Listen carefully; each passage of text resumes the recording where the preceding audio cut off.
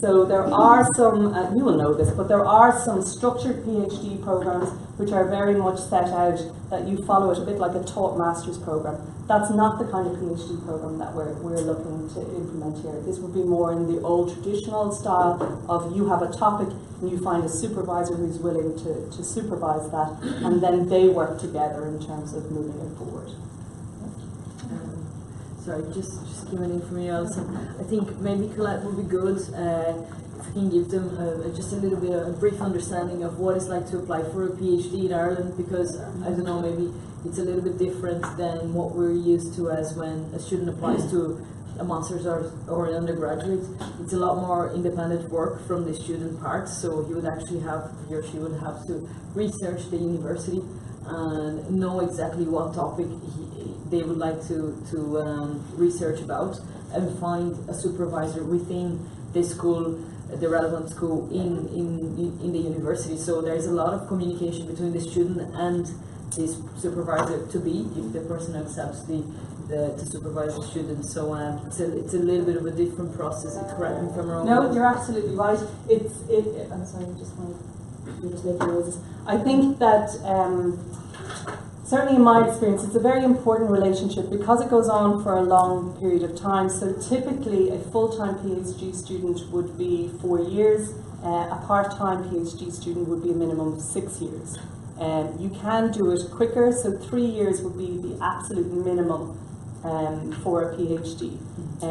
And again, as you rightly said, it would usually be that a student applies to a particular professor or an academic with a proposal.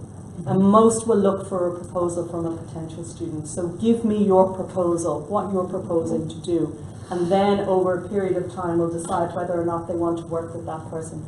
So it's a little bit like a marriage, you know, you're coming together for a period of time, and if it doesn't work, it's a very nasty divorce, you know. So you want to be sure, both as a student, that you have a good relationship with your supervisor, that they work in a way that's similar to you, that you like to work with them, that they have a track record in terms of graduating PhD students, so that they've been through the process before, but also that you can see yourself working with them past the PhD and into the future, because often that's where our network and relationships grow from.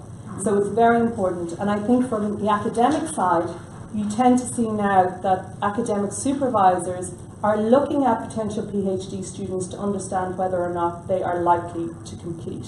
Because the longer it takes them to complete, the more it reflects on you. So you want a student who's going to repeat within the time frame, that isn't going to be there still in 10 years' time, you know, hanging around, still, you know, looking for more information. You want people who come in and complete and be gone and add to your completion record. But again, if you take on a student who isn't capable or isn't able, it's a reflection on you. So again, you want to make sure that that individual is capable of getting to that standard. And again, because the market has now started to rise again in Ireland, we're seeing a slight dip in terms of the number of PhDs, but over the